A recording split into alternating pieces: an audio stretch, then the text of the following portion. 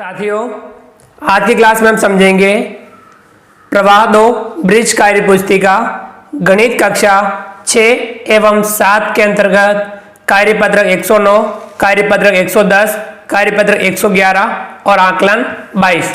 तो चलिए शुरू करते हैं। कार्यपत्रक 109 पेज नंबर 138। पहला सवाल है, नीचे दी गई संख्याओं के सार्वक गुणनखंड ज्ञात करें। हमें इन संख्याओं के सार्वक गुणनखंड ज्ञात करने हैं। जैसे 22 और 28, 22 का गुणनखंड 1, 2, 11, 22 और 28 का गुणनखंड 1, 2, 4, 7, 14 और 28। सार्वक गुणनखंड 1, 2 जो दोनों में मिले। अगला है क 56 और 120, तो हम 56 के गुणनखंड लिखेंगे 1, 2, 4, 6, 7, 8, 9, 14, 28 और 56। इसी प्रकार से 120 के गुणनखंड लिखेंगे 1, 2, 3, 4, 5, 6, 8, 10, 12, 15, 20, 24, 30, 40, 60 और 120। अब सारे गुणनखंड दोनों में जो मिल रहे हैं 1, इसी प्रकार से 2, इसी प्रकार से 4, 6, 8, तो ये इसके सार्वक गुणनखंड है। अगला है ख 15 और 35, तो हम 15 के गुणनखंड लिखेंगे 1, 3, 5, 15। 35 के लिखेंगे 1, 5, 7 और 35। सार्वक गुणनखंड 1 और 5। चलिए जो अगला है ग 35 और 50, तो हम 35 के गुणनखंड लिखेंगे 1, 5, 7 और 35। 50 के लिखेंगे 1, 2, 5, 10, 25 और 50। सारे गुणनखंड 1, 5, ये सार्वक गुणनखंड है। चलिए अगला सवाल, सवाल नंबर 2, नीचे दी गई संख्याओं के सार्वक गुणनखंड ज्ञात करें। हमें इनके भी सार्वक गुणनखंड ज्ञात करने। अब 3 संख्या है, जो तीनों में मिलेगा कॉमन उसे हम लिखेंगे। क है 4, 8 और 12, तो हम 4 के गुणनखंड लिखेंगे 1, 2 और 4। 8 के लिखेंगे 1, 2, 4 और 8। 12 के लिखेंगे 1, 2, 3, 4, 6 और 12। अब इनके सारे गुणनखंड 1, 2 और 4। ख है 9, 24 और 54, तो 9 के गुणनखंड लिखेंगे 1, 3 और 9। 24 के लिखेंगे 1, 2, 3, 4, 6, 8, 12, 24। 54 के लिखेंगे 1, 2, 3, 6, 9, 18, 27 और 54। सार्वक गुणनखंड 1 और 3। अगला है ग 24, 48 और 72, तो हम 24 के गुणनखंड लिखेंगे 1, 2, 3, 4, 6, 8, 12 और 24। 48 के लिखेंगे 1 2 3 4 6 8 12 16 24 और 48। 72 के लिखेंगे 1 2 3 4 6 8 9 12 18 24 36 और 72। सारे गुणनखंड 1 2 3 4 6 8 12 और 24। आगे बढ़ते हैं। अगला सवाल तीसरा, दी गई संख्याओं के गुणनखंड वृक्ष में छोटी हुई संख्या लिखें। जैसे 60 है तो 6 दाएं 60, 6 है तो 2 तिया 6 यहाँ 3 आएगा, 10 है 5 दूनी 10 यहाँ 2 आएगा। अगला है 90, 15 छंग 90, 15 है तो 5 गुणा 3 5 तिया 15, 6 है 3 गुणा 2 3 दूनी 6, 60 है 15 गुणा 4 15 चौक 60, 15 है तो 5 गुणा 3 5 तिया 15, 4 है 2 गुणा 2 2 दूनी 4। चलिए आगे बढ़ते हैं। अगला कार्यपत्रक 110 पेज नंबर 139। दक्षताएं लघुत्तम समापरिवर्त्य और महत्तम समापरिवर्तक को समझ पाना। पहला सवाल है, नीचे लिखी संख्याओं में से 2 और 3 के समान गुणजों पर गोल घेरा लगाएं। जो 2 और 3 दोनों के समान गुणज हैं, इसमें से 6 12 18 24 30 और 36। आगे बढ़ते हैं। अगला सवाल दूसरा, भाग विधि द्वारा 48 और 72 का लघुत्तम समापरिवर्त्य ज्ञात करें। देखिए 48 और 72 लिखा, इनमें 2 का भाग जा रहा है, 48 में 24 बार, 72 में 36 बार। फिर 2 का भाग जा रहा है 24 में 12 बार, 36 में 18 बार। फिर 2 का भाग जाएगा 12 में 6 बार, 18 में 9 बार। फिर अब 3 का भाग 2 का भाग इसमें 6 में जा रहा है तो हम 2 का दे देंगे। 2 का भाग 6 में 3 बार और 9 में नहीं जा रहा है, 9 का 9 लिख देंगे। अब 3 का भाग दोनों में जा रहा है, 3 एकम 3 3 तिया 9। अब 3 का भाग जाएगा यहाँ पे भी 1 और यहाँ पे भी 1 हो जाएगा। अब इनको गुणे के रूप में लिखेंगे, 2 गुणा 2 गुणा 2 गुणा 2 गुणा 3 गुणा 3, तो 2 गुणा 2 गुणा 2 गुणा 2 गुणा 3 गुणा 3। अब ये गुणा करेंगे तो कितना आएगा 144। अगला सवाल नंबर 3, भाग विधि द्वारा 12 32 और 64 का लघुत्तम समापरिवर्त्य ज्ञात करें। तीनों संख्याओं को ज्ञात करना है तो लिखेंगे 12 32 64, तीनों में 2 का भाग जा रहा है, 2 का भाग देंगे 12 में 6 बार, 32 में 16 बार और 64 में 32 बार। फिर 2 का भाग जाएगा 2 तिया 6, 2 अट्ठा 16 और 2 का 32 में 16 बार। फिर 2 का भाग इन दोनों में जा रहा है, 3 का 3 लिख देंगे, 2 चौका 8 और 2 अट्ठा 16। फिर 2 का भाग 3 का 3 लिख देंगे, 2 दूनी 4 2 चौका 8। फिर 2 का भाग 3 का 3 लिख देंगे, 2 एकम 2 2 दूनी 4। फिर 2 का भाग 3 का 3 लिख देंगे, 1 का 1 और 2 एकम 2। फिर 3 का भाग जाएगा तो यहाँ पे भी 1, यहाँ पे भी 1, यहाँ पे भी 1। अब इनको गुणे के रूप में लिखेंगे, 1 2 3 4 5 6 बार 2 2 लिख रहा है, 1 2 3 4 5 6 और 1 बार 3 लिख रहा है। अब ये गुणा करेंगे कितना आएगा 192, तो ये इसका लघुत्तम समापरिवर्त्य होगा। अगला सवाल नंबर 4, महत्तम समापरिवर्तक ज्ञात करें। कहाँ है 36, तो ये 36 के गुणनखंड है, 72 है 72 के गुणनखंड है। अब 36 और 72 के जो गुणनखंड में जो सारे गुणनखंड है, 2 1 भी है, 2 3 4 6 9 12 18 और 36, तो सबसे बड़ा सारो गुणनखंड कौन सा है 36, ये इनका महत्तम समापरिवर्तक होगा 36। इसी प्रकार से हमें इनके भी करने हैं।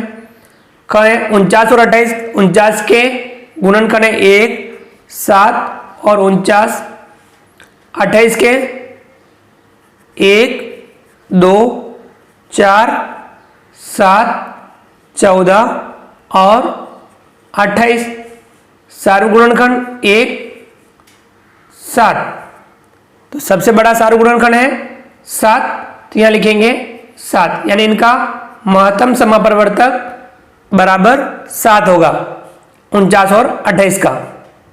गए 30 और 15, 30 के गुणनखंड लिखेंगे 1, 2, 3, 5, 6, 10, 15 और 30। 15 के लिखेंगे 1, 3, 5 और 15। सारू गुणनखंड है इसमें 1, 3, 5 और 15। सबसे बड़ा सारू गुणनखंड 15 है, तो यहां लिखेंगे 15, यानी महत्तम समापरिवर्तक कितना आएगा इनका 15। गए 25 और 50, तो 25 के गुणनखंड 1, 5, 25, 50 के 1, 2, 5, 10, 25 और 50।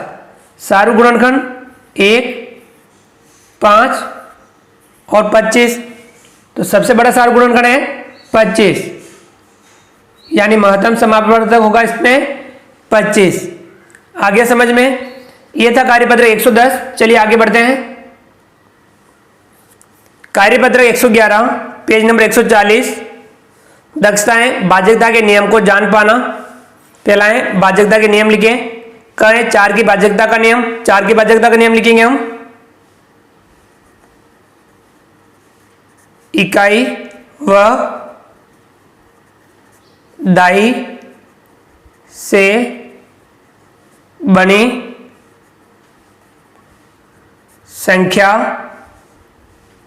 यदि 4 से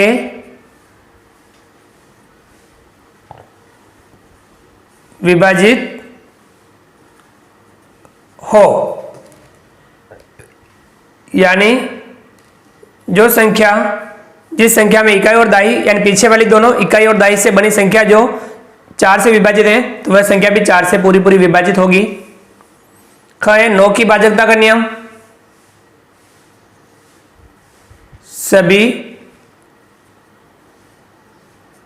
अंकों का योग यदि 9 से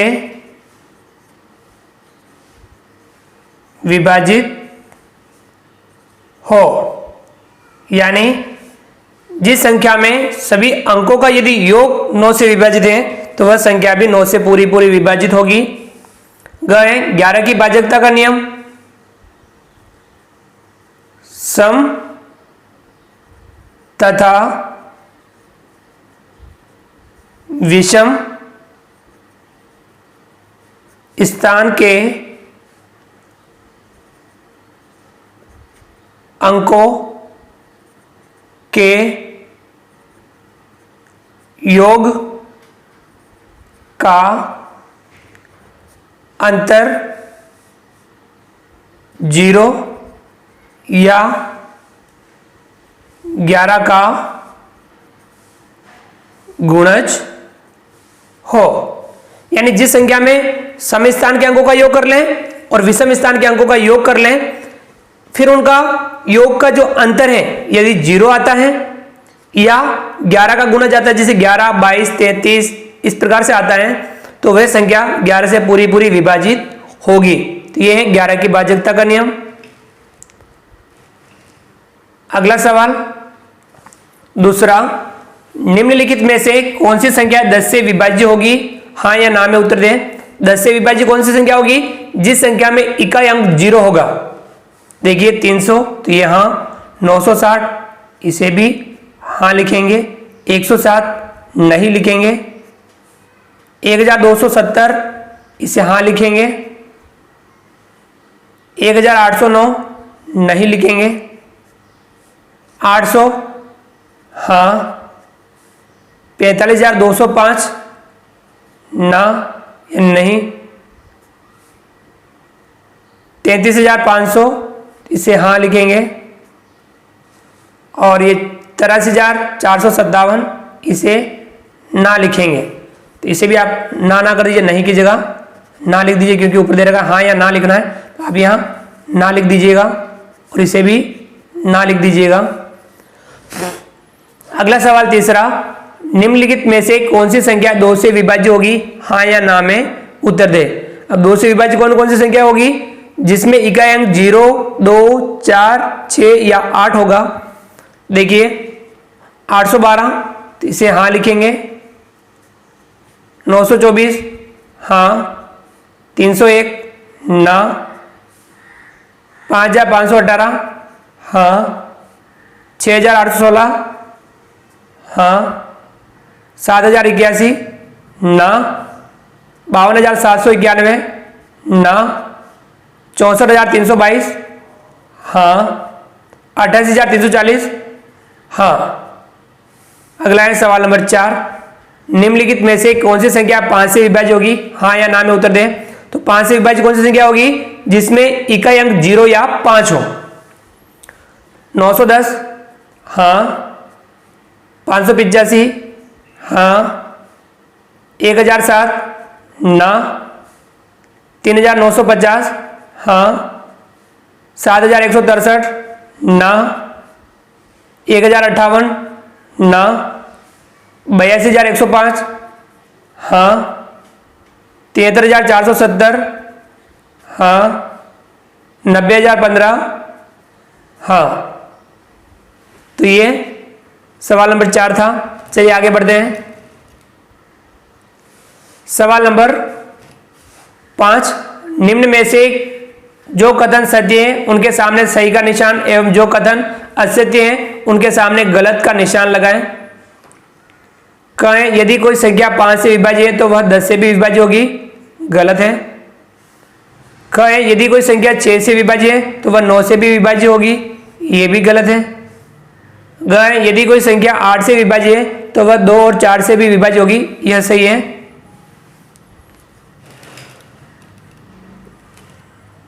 अगला सवाल नंबर 6, विभाज्य के नियमों के आधार पर जांच करके बताएं कि ये संख्याएं इनसे विभाज्य है या नहीं।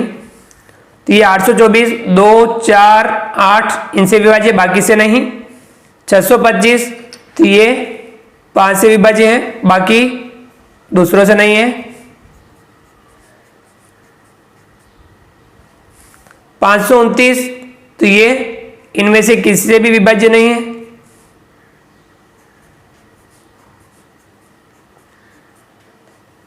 121, तो ये 11 से विभाज्य है, बाकी इनसे नहीं।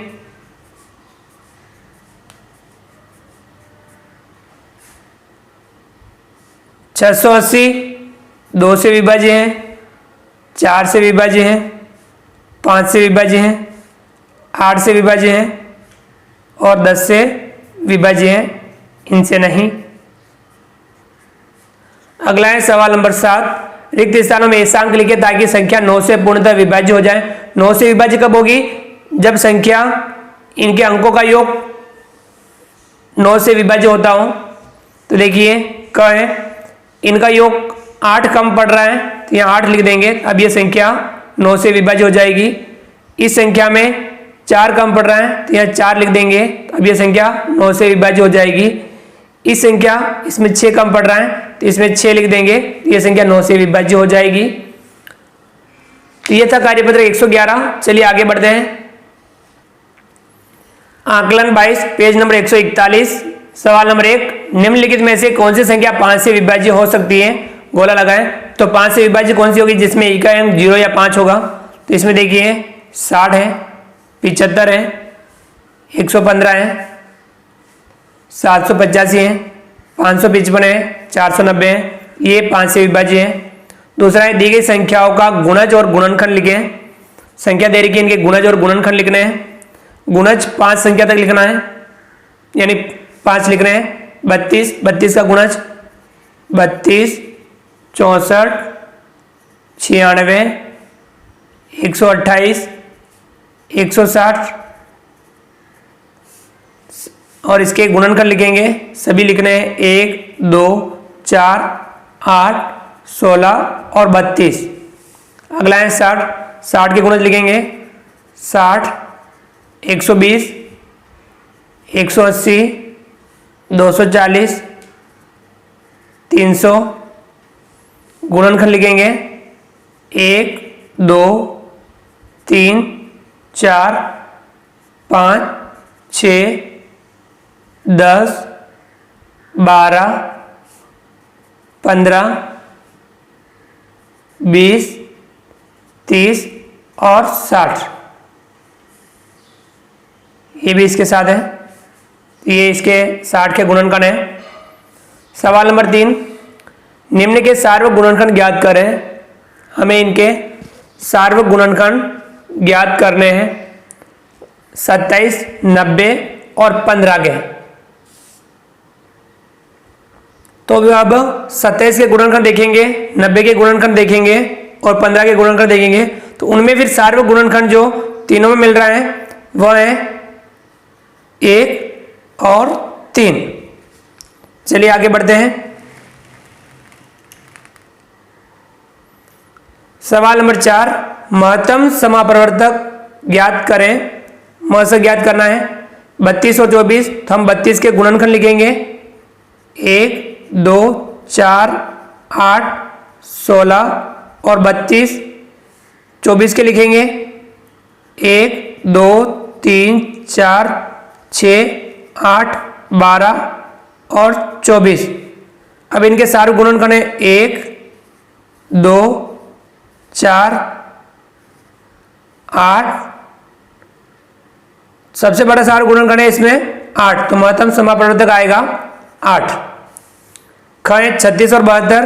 तो हम 36 के गुणनखंड लिखेंगे 1, 2, 3, 4, 6, 9, 12, 18, 36। 72 के लिखेंगे 1, 2, 3, 4, 6, 8, 9, 12, 18,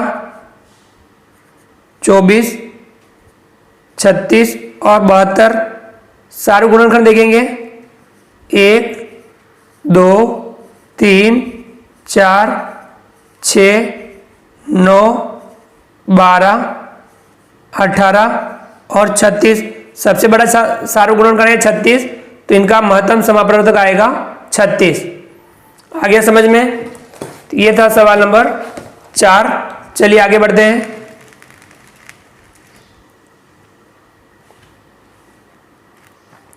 सवाल नंबर 5, 50 से 100 तक की संख्याओं में जो संख्या भाज्य नहीं है उस पर गोल घेरा लगाएं।